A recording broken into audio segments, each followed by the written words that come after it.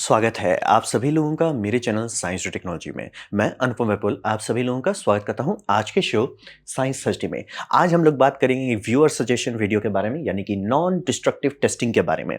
तो आइए इसे समझते हैं। तो एनडीटी ये एक पूरा अम्ब्रेला टर्म है, एक इकोसिस्टम है। तो एनडीटी हम लोग को क्या अलाउ करता है? हमें अलाउ करता है कि चीज़ों का जो रियल कंडीशन है, जैसे कि मान लीजिए आपने कोई बिल्डिंग बनाई है, बिल्डिंग पुराना हो गया है, वो कितना हेल्दी है आपको कैसे पता चलेगा? आपने ब्रिज बना दिया है, ब्रिज बम बम चल रहा है कि भगवान भरोसे हो गया है, ये आपको कैसे पता चलेगा? तो रियल कंडीशन क्या है सामान का, बिना फोड़े हुए देखने के लिए, उसीलिए उसे हम लोग नॉन डिस्ट्रक्टिव टेस्टिंग कहते हैं। आप आराम से कोई बिल्डिंग बनाया, बिल्डिंग को काट काट के देख सकते हैं कि हाँ इसका कहाँ छड़ है, छड़ में रस्टिंग हुआ है कि नहीं, लेकिन वैसा करें तो बिल्डिंग खत्म हो जाएगी। डिस्ट्रक्टिव टेस्टिंग होगा। कई बार वो किया जाता है, जैसे आप गाड़ी का क्रैश टेस्टिंग डिस्ट्रक्टिव टेस्टिंग होती है। लेकिन अगर मान लीजिए आपने गाड़ी बना लिया है, वो प्रोडक्शन में है, आप चाहते हो कि हम उसको स्टडी करें, तो हर बार आप वैसा करोगे तो नहीं चलेगा ना। तो आप स्टडी के लिए नॉन डिस्ट्रक्टिव यूज करोगे, क्रैश टेस्टिंग के लिए डिस्ट्रक्टिव, स्टडी के लिए नॉन डिस्ट्रक्टिव, ताकि वो पता चले कि भैया क्या बिगड़ रहा है, कैसे बिगड़ रहा है। मतलब लॉन्ग टर्म यूज में, जैसे ब्रिज जो होता है अर्थक्वेक में टूटता है, वो उतनी बड़ी बात नहीं है। अर्थक्वेक का लिमिट है, अर्थक्वेक से ज्यादा लिमिट का हो गया, काम खत्म। मतलब जो ब्रिज की रेटिंग मान लीजिए वो रिक्टर स्केल 6 को संभाल सकता था, अर्थक्वेक बोला हम 9 पे आ जाएंगे, उस पे किसी भी इंजीनियर पे बात नहीं किया जाएगा, बोले भैया वो एक्ट ऑफ गॉड लेवल पे चला गया है। तो सेम वही होती है कि कुछ जगह पे डिस्ट्रक्टिव की जरूरत होती है, कुछ जगह पे नॉन डिस्ट्रक्टिव। मेजॉरिटी जगह नॉन डिस्ट्रक्टिव चाहिए ताकि आपको हेल्थ पता चले। और ये समझिए आपको हार्म नहीं कॉज करना है ऑब्जेक्ट को उसके अंदर, लेकिन फिर भी देखना है। जैसे कि आपका कंक्रीट पिलर है, बहुत पहले टाइम में हम लोग क्या करते थे, उसमें ड्रिल कर करके मटेरियल निकाला जाता था बीच बीच में। लेकिन बात है कि आप खुद ही सोच लो कि कितनी बार आप ड्रिल कर पाओगे। एक दो सौ ड्रिल से बिल्डिंग को कुछ नहीं होना चाहिए, उसे आप वापस भर दोगे, लेकिन वो कभी उस तरह का यूनिफॉर्म जॉइंट नहीं बनेगा। तो हम लोग ऐसा चाहिए कि अंदर देख सकें क्या हो रहा है, लेकिन कोई डैमेज, मतलब पता भी नहीं चले कि इस सामान में आपने कुछ किया है। और ये समझिए इंजीनियर का काम होता है हेल्थ बताना। हेल्थ हर चीज में होता है। मेटल की गाड़ी जो है उसका हेल्थ है। अब बोलेंगे मेटल है उसमें क्या है या तो खराब है, ऐसा नहीं है। उसमें फटीग स्ट्रक्चर बनता है, और फटीग स्ट्रक्चर का एक लिमिट है। मतलब जो भी जिसने चैसी डिजाइन की है उसे पता है कि इतना स्ट्रक्चर फटीग होगा, वो टिका रहेगा। जैसे काफी बार लोग कहते हैं टोयोटा हाइलक्स काफी लंबा चलता है, कारण क्या है? इंजीनियर ने डिजाइन किया कि वो उतना फटीग बर्दाश्त कर सके। वहीं पे सस्ती गाड़ी उतना फटीग नहीं बर्दाश्त कर पाता, वो बोल जाता है, उसका ये ज्वाइंट टूटने लगता है, वो टूटने लगता है, बोल जाता है। तो इंजीनियर का काम है वो हेल्थ देखना एनडीटी का इस्तेमाल करके, स्ट्रक्चर से लेके आइटम से लेके बेसिकली हर जो चीज आप जिंदगी में इस्तेमाल कर रहे हैं, वो आज नहीं तो कल एनडीटी के रास्ते से या तो मैन्युफैक्चर हुआ है, या तो उसके टूल्स जो उसे बना रहे थे उसे यूज किया गया, या घूम फिर के हर चीज में एनडीटी यूज होता है। तो ये आपको समझना बहुत जरूरी है, हमारी जिंदगी के लिए बहुत जरूरी है। और इसको एकदम वही समझिए जैसे हमारे बॉडी को चेक करने के लिए हम लोग टेक्नोलॉजी इस्तेमाल करते हैं, डिक्टो वही हो सकता है। जैसे कि आपका एमआरआई से, मुझे बहुत दिक्कत होती है एमआरआई करवाने में, बैंड बज जाता है, स्लिप डिस्क के लिए कराना पड़ता है, लेकिन कैसे उतना दिन स्थिर रहे हम भाई। एमआरआई जैसे कराते हैं, एग्जैक्टली ये टेक्नोलॉजी अवेलेबल है। कैट स्कैन, एक्सरे जो होता है वो भी आप कर सकते हैं। अल्ट्रासाउंड, बट अल्ट्रासाउंड जितना मैंने एनडीटी में देखा उसमें ऐसा इमेज नहीं मिलता है, बट टेक्नोलॉजी वही है। तो बेसिकली जो हॉस्पिटल के लैब्स में होता है कि बिना जो पेशेंट है उसको काटे फाटे आपको देखना है कि क्या हो रहा है, सेम वही लॉजिक लगता है। तो बेसिकली इंजीनियर को अगर हेल्थ जानना है, जो भी बने हुए स्ट्रक्चर्स हैं या मतलब ऑब्जेक्ट है, वो ऐसे ही देखेगा एनडीटी से। अब इसमें सबसे बड़ा कैटेगरी है रेडियोग्राफी कहते हैं। तो रेडियोग्राफी में जनरली दो कैटेगरी यूज होता है, उसमें एक्सरे है और गामा रेज है। गामा रेज आपको जनरली फील्ड में नहीं मिलेगा, एक्सरे भी बहुत नहीं मिलेगा, लेकिन कई बार यूज करना पड़ता है। और इसका फायदा होता है कि बिना चीज को काटे फाटे आप उसके आर पार देख सकते हैं। और इसका बहुत अच्छा इस्तेमाल होता है हैवी इंडस्ट्री वेल्डिंग के लिए। यानी कि आपने ऑयल एंड गैस का पाइपलाइन बनाया, ठीक है, ये पाइपलाइन से करोड़ों का सामान इधर उधर जा रहा है, यहाँ पे उप्स नहीं कर सकते। और ये बनाने के बाद आप उसमें छेड़ना नहीं है आपको। आपने एक बार उस पाइपलाइन को चालू कर दिया, कमीशन कर दिया जैसे कहते हैं, वो 10 साल से पहले उसे शट डाउन भी नहीं किया जाएगा। तो वहां पे उप्स जो है नहीं कर सकते। तो एक एक जॉइंट को इंस्पेक्ट करना होता है, तो उस सब जगह पे एक्सरे का इस्तेमाल किया जाता है। और जैसे आपने मान लिया जेट इंजन बनाया है, जेट इंजन में सबसे स्ट्रेसफुल कंपोनेंट होता है टरबाइन ब्लेड। तो हर एक टरबाइन ब्लेड को आप जब मैन्युफैक्चर से ले रहे हैं उसे एक्सरे स्कैन करके देख लेंगे, ताकि आपको एकदम पता चले इसमें माइनर क्रैक तो नहीं है। क्योंकि जैसे कई बार होता है आप टेम्पर कर रहे हैं मटेरियल को, ठंडा गर्म कर रहे हैं, और वो सही से कर रहे हैं, बल्ले बल्ले पार्ट स्ट्रांग हो जाए, गलत हो गया, क्रैक हो सकता है और क्रैक हेयर लाइन क्रैक होगा, दिखेगा नहीं, मतलब बहुत मेहनत माइक्रोस्कोप से लेके देखिएगा तो भले दिखेगा, लेकिन अगर उसे आप इसमें डालते हैं चिल्लाने लगा सर यहाँ तो क्रैक है। और कई बार क्रैक होता है जो सरफेस डिफेक्ट है, जैसे कोई फर्क नहीं पड़ता, कई बार होता है नहीं सर अंदर में डिफेक्ट है। तो ये सारा चीज क्लियर कर देता है। तो जहां पे भी हमें सेफ्टी क्रिटिकल है, यहाँ पे उप्स नहीं अफोर्ड कर सकते, यहाँ पे हुलुलुलु नहीं हो सकता। जैसे कि न्यूक्लियर रिएक्टर में जितने भी कंपोनेंट जा रहे हैं, एक बार रिएक्टर चालू हो गया वो रेडियो एक्टिव हो जाएगा, इसे दोबारा नहीं चेक कर सकते। तो चेक करने के लिए कैसे आप चेक करोगे? जैसे कि ग्राफाइट ब्लॉक है, प्योर ग्राफाइट ब्लॉक है कि उसमें कंटैमिनेशन है, कि उसके अंदर वॉइड है, क्रैक्स है, ये सब उप्स नहीं कर सकते। तो वो सबको एक्सरे या गामा रे से चेक किया जाएगा। इंटरनल डिफेक्ट्स जैसे आपका क्रैक हो गया, ये सब बहुत अच्छे से वो दिखा देता है। और इरोजन भी दिखाता है। जैसे कि मान लीजिए आपका कोई पाइप था, पाइप के अंदर से फ्लूइड चल रहा है और फ्लूइड में मान लीजिए कि कंटैमिनेशन था, वो घिसने लगा पाइप को, वो भी दिख जाएगा आपको। तो बहुत बढ़िया है, इमेज उसका बहुत अच्छा आता है। और उसका सबसे बड़ा बात कि चूंकि वो एक पूरा इमेज देता है, उसे क्यूसी के तौर पे रखा जाता है। यानी कि जैसे मान लिया आपने ये ड्रिल का एक स्विच है, स्विच का आपने एक्सरे करके रख लिया, अब बोलेंगे इसका कोई फायदा? हाँ, अगर आप बहुत हाई रेजोल्यूशन एक्सरे करते हैं तो आप दिखा सकते हो कि सर स्विच कॉन्टैक्ट्स हमने बनाया है 5 मिलियन प्रेसेस के लिए, ठीक है। अब कैसे पता कि 5 मिलियन में क्या हुआ? आप आराम से उसको यूज करते रहो। आप उसका जैसे मतलब कोई कंप्यूटर लॉगर है, बता दिया सर 1 मिलियन क्लिक हो गया, ठीक है, फिर एक्सरे करो तो आपको दिख जाएगा कि एक्चुअली कितना वेयर डाउन हुआ है कंपोनेंट्स। और कई बार जैसे मान लीजिए सर्टिफिकेशन, ठीक है, आपने एयरलाइंस के लिए कोई पार्ट बनाया है, तो एयरलाइंस का पार्ट्स कुछ ऐसा नहीं है कि वो बहुत महंगा है, वो महंगा ठप्पा के चलते हो जाता है, उसमें स्टैंप लगाना पड़ता है। जैसे आपका ये रेडियोलॉजी का भी स्टैंप पड़ेगा, आईएसओ सर्टिफिकेशन आप देखते हैं, उसमें कई बार डिमांड किया जाएगा सर आप हमें एक्सरे दीजिए इसका। हम बस ऐसे आपने कह दिया हमने मान लिया वैसे नहीं चलेगा, आप इसका एक्सरे दीजिए जिसको ये किया जाएगा, रखा जाएगा। और मान लीजिए कभी कोई एक्सीडेंट हुआ तो उसमें वापस निकाल के चेक किया जाता है कि या इसमें हमने कुछ डिफेक्ट था जिसे बाईपास कर दिया है, कोई माइनर डिफेक्ट है वो बड़ा डिफेक्ट हो गया कल, वो सब करना पड़ता है। तो इसमें जाए तो क्यूसी के लिए बहुत कहता है। और ऑडिट और कंप्लायंस, जैसे कि आपने ये है टरबाइन का ब्लेड, ठीक है, टरबाइन के ब्लेड के अंदर आजकल एयर चैनल्स रहते हैं ताकि वो टरबाइन ब्लेड हाई टेम्परेचर को बर्दाश्त कर सके, और उसमें एयर की फिल्म कूलिंग रहती है। अब रहा बात की आपने स्पेसिफिकेशन चेंज किया, ठीक है, कंपनीज कोशिश करती है कि थोड़ा ज़्यादा फ्लो है, थोड़ा कम हो, वो सब करते हैं। तो वो सब का चूंकि इंटरनल ज्योमेट्री में आपको प्रूफ देना होगा ना कि ये सही से बना था, मतलब इसमें कोई फॉल्ट नहीं है। कैसे देंगे? तोड़ के आप देख सकते हो, लेकिन तोड़ दिया तो काम खत्म, वो डिस्ट्रक्टिव हो गई। नॉन डिस्ट्रक्टिवली आप कैसे करेंगे? आराम से उसका एक हाई रेजोल्यूशन कैट स्कैन करा लीजिए, इसमें आपको पूरा डिटेल मिल जाएगा जो आप दिखा सकते हैं किसी भी अथॉरिटी को कि सर ये हमारा प्रोडक्ट है, आप रेडी हो। तो कि अब इसमें कोई फॉल्ट आता है तो उसकी इन्वेस्टिगेशन अलग तरीके से होगी। आपने धांधली किया था नहीं, उसकी बात नहीं होगी, उसमें होगा कि सर हमने ये देखा था, अब क्या हुआ है चलिए स्टडी करते हैं। तो रेडियोग्राफी होता है, चाहे वो एक्सरे हो चाहे गामा रेज हो। गामा रेज बहुत रेयरली हो जाता है, लेकिन कुछ कुछ चीज़ के लिए बहुत बढ़िया है। जैसे कि कंक्रीट के लिए काफ़ी प्रेफर किया जाता है, बहुत मोटा कंक्रीट है, जनरली एक्सरे से काम नहीं चलेगा, एक्सरे जा ही नहीं पाएगा दूसरी तरफ। गामा रेज बोलेगा भैया हम आर पार चल जाते हैं, लेकिन वो रेडिएशन है, उसके लिए जो सोर्सेस हैं वो सब बहुत महंगा पड़ता है, सेफ्टी बहुत महंगा रहता है, इसीलिए उतना आपको नहीं मिलेगा देखने को। एक्सरे में भी वही है कि मैन्युफैक्चरिंग के लिए उसके लिए एक पूरा एरिया बनाना पड़ता है जहाँ पे आप सामान को चेक कर सकें। फील्ड में भी कर सकते हैं, लेकिन बहुत भचांग है। तो साइड इफेक्ट है, लेकिन बेनिफिट है कि वो बहुत डिटेल में बहुत अच्छे से आपको बता देता है कि क्या हो रहा है अंदर में सामान के, बिना सामान को छेड़े हुए।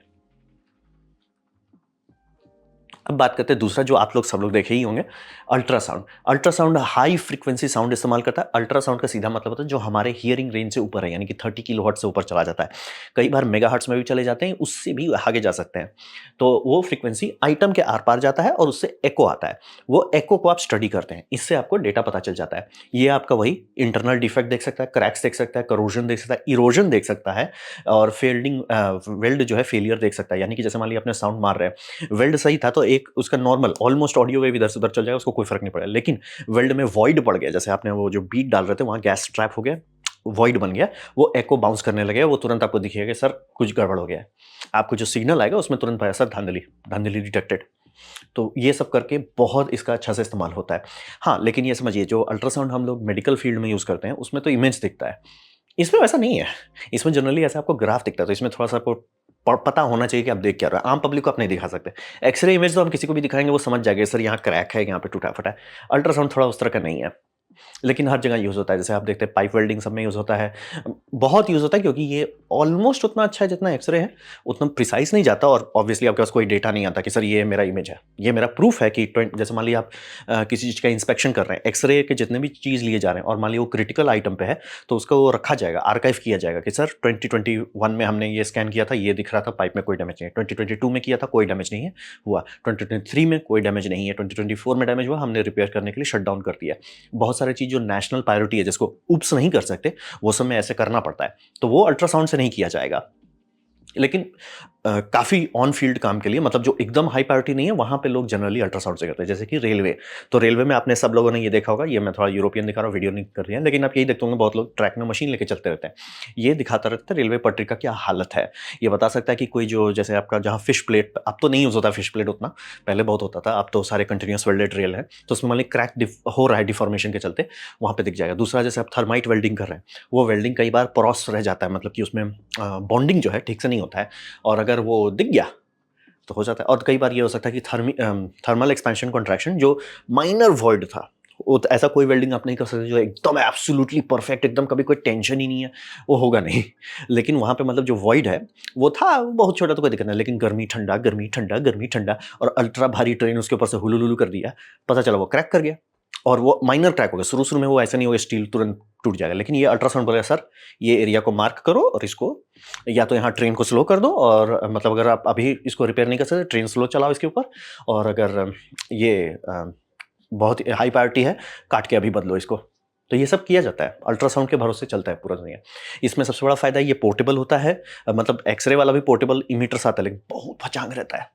रेडिएशन फ्री है, क्योंकि एक्सरे रेडिएशन है, डैमेज करता है, तो जो एक्सरे के साथ रेगुलर काम कर रहे हैं उनके लिए शील्डिंग जरूरी होता है, और गामा में तो फर्क ही नहीं पड़ता, उसमें माइनर एक्सपोजर भी समस्या बन जाता है। तो पोर्टेबल होना, रेडिएशन फ्री होना, सब लोग इसको इस्तेमाल करते हैं, लेकिन वही बोला, इमेज जनरली नहीं बनाता है। इम्पॉसिबल नहीं, मैं एकदम क्लियर करता हूँ, इम्पॉसिबल नहीं, लेकिन वैसा बनाया नहीं गया है, ये सिर्फ डेटा देता है, तो वो इसका थोड़ा सा साइड इफेक्ट, और उतना हाई प्रिसीजन नहीं है जितना एक्सरे और गामा रे जाता है।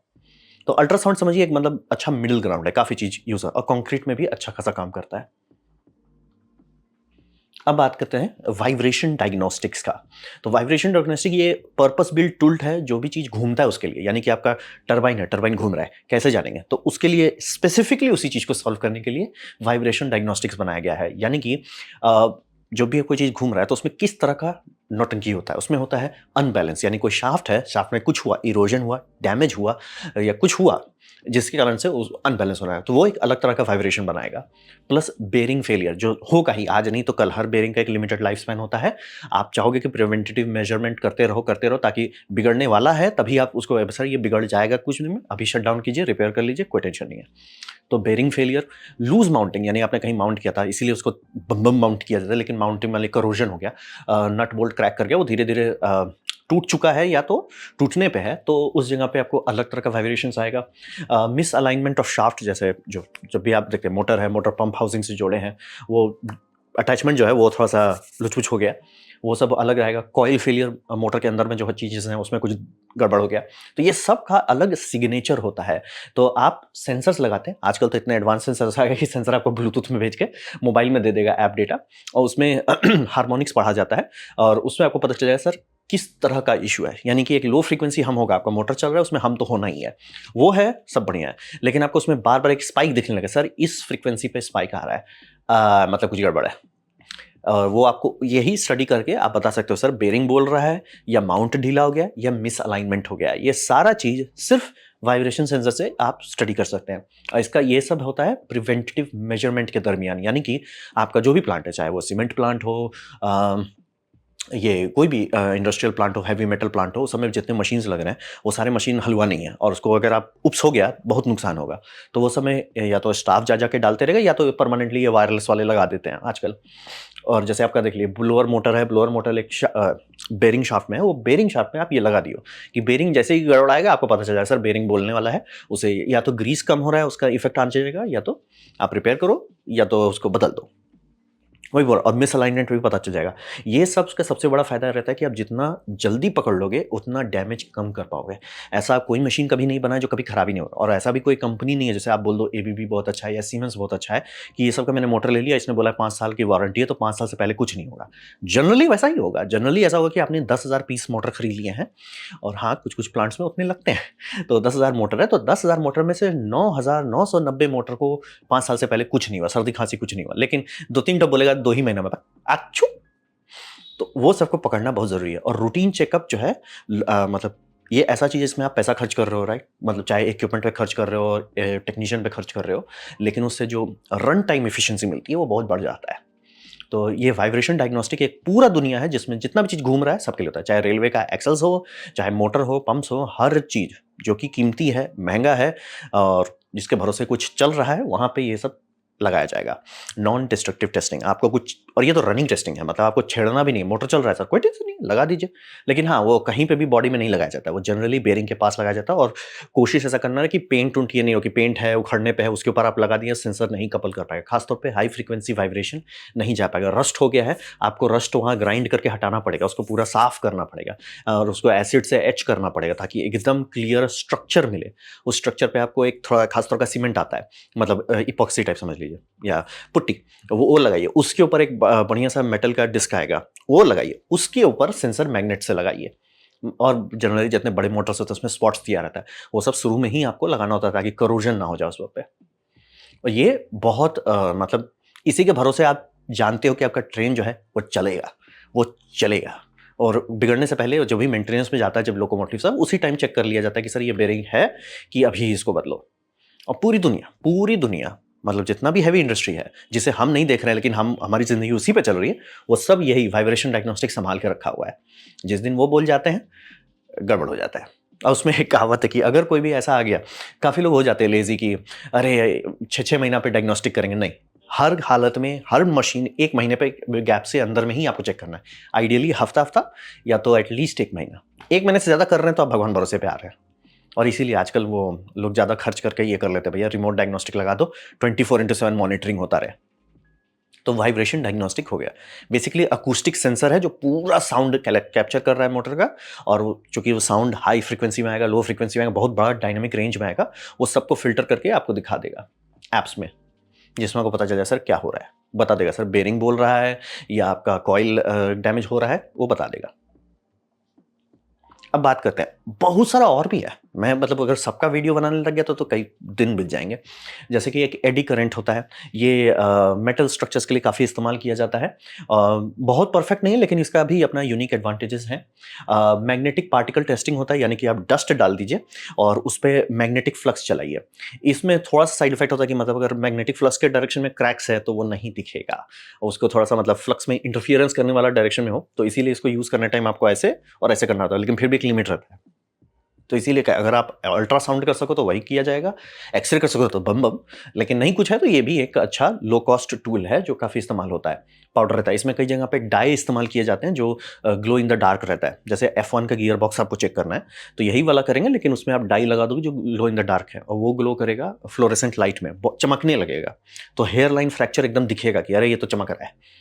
तो ये सब किया जाता है। थर्मल बेस्ड कैमरा ये भी आता है, ये इलेक्ट्रॉनिक्स के लिए काफ़ी इस्तेमाल होता है। Electronics as in like power electronics, तो उसमें जब भी आप लगाएंगे टेस्टिंग करेंगे उस टाइम आप एक फोटो खींच लीजिएगा, सर इस तरह का दिखना चाहिए।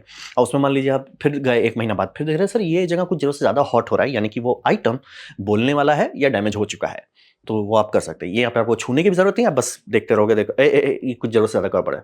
लेकिन हाँ, उसके लिए ज़रूरी है कि वो पता हो कि वो सही होने पे कैसा था, क्योंकि बहुत सारे इक्विपमेंट हॉट होता है।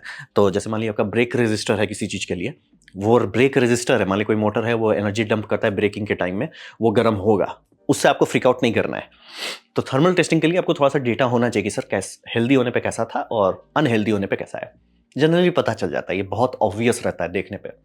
और फिर आपका एक रिबाउंड हैमर टेस्टिंग, मतलब आप घर बनवा रहे हैं और उसमें आप जानना चाहते हैं कि कंक्रीट का पिलर सही में पिलर है कि भगवान भरोसे है, तो इस तरह का हैमर आता है, बहुत सस्ते दाम में भी मिल जाता है। वो हैमर ठटाक से मारिए पिलर के बीच में, वो हैमर रिबाउंड करेगा, वो रिबाउंड को उसमें एक नंबर आ जाएगा। ये तो डिजिटल है, एनालॉग भी आता है जिसमें बस एक लाइन आएगा, उसको देख के आप कैलकुलेट कर सकते हो कि कंक्रीट का क्या स्ट्रेंथ है। रिबाउंड है मतलब कि सॉलिड कंक्रीट जो एकदम हष्ट पुष्ट तंदुरुस्त है, वो उसका रिबाउंड अलग होता है, भरसे से एक भगवान भरोसे। अब प्लस ऑब्वियसली साइज से फर्क पड़ता है कितना उसमें इंपैक्ट गया, तो वो चार्ट से कैलकुलेट करना पड़ता है। थोड़ा सा फचांग है लेकिन बहुत आराम से, मतलब बिना तोड़ फोड़ के आपको पता चल जाएगा कि सही है कि नहीं। और बहुत सारा और है बाय द वे, मैं एकदम क्लियर कर देना, जितना चीज आप सोच सकते हैं कि क्या होगा अगर मैं ये इस्तेमाल करूं, होगा उसके लिए कोई बनाया हुआ गारंटी दे। क्या होगा अगर मैं लेजर से करूं, जितने भी ऑप्टिक्स होते हैं लेजर के माध्यम से ही टेस्ट किया जाता है। तो बहुत सारा चीज है जो बोल रहे हैं, मतलब ये पूरा फील्ड है, नॉन डिस्ट्रक्टिव टेस्टिंग पूरा फील्ड है। और उसमें बोल रहे हैं बहुत सारा टूल बहुत रेयर है, बहुत सारा टूल बहुत कॉम्प्लेक्स है कि उसमें ये करेंगे उसके बाद ये करेंगे उसके बाद ये करेंगे। इट्स लाइक है, डिपेंड करता है, आपको ज़रूरत है तो यूज़ कीजिए, नहीं ज़रूरत है मत यूज़ कीजिए। जो मैंने तीनों कवर किया वो सबसे कॉमन है और बाकी सारे भी आपको काफ़ी बार देखने को मिल जाएगा। बेसिकली आधा से ज़्यादा घूम फिर के आता है वेल्डिंग में या मेटल के लिए, क्योंकि उसी के भरोसे हमारी दुनिया चल रही है। जैसे कि अगर आपका पिलर है, पिलर में कंक्रीट को जनरली कुछ नहीं होता है। पिलर बोल तब जाता है जब अंदर का रीबार यानी स्टील, छड़, सरिया वो क्रैक कर जाता है, यानी कि उसके अंदर रस्ट घुसता है, रस्ट उसे फाड़ देता है अंदर से। वो हुआ, आपका ब्रिज गया। तो वो सब के लिए आपको बीच-बीच में चेक करते रहना रहता है। तो बहुत सारा और टूल है, बहुत डीप इकोसिस्टम है। तो ये था मेरा प्रेजेंटेशन नॉन डिस्ट्रक्टिव टेस्टिंग के बारे में। उम्मीद करता हूँ आपको अच्छा लगा, कुछ सीखने मिला, कुछ समझ में आया। अगर ऐसा है, लाइक कर दे, दूसरा शेयर कर दे, उससे मेरा काफ़ी भला होगा। नहीं अच्छा लगा, नहीं पसंद आया, कोई बात नहीं, आप डिसलाइक दबा सकते हैं। मैं कहूँगा डिसलाइक 2 बार दबाएँ, उससे मुझे पता चलो कितना नापसंद हुआ है। मैं आपसे कहूँगा कमेंट लिखें, मैं हर कमेंट को पढ़ने की कोशिश करता हूँ। आपसे कहूँगा सब्सक्राइब कीजिए, बेल दबाइए अगर आप फ्री हैं तो। आपने वीडियो देखा, जानकर मुझे बहुत खुशी हुई। धन्यवाद।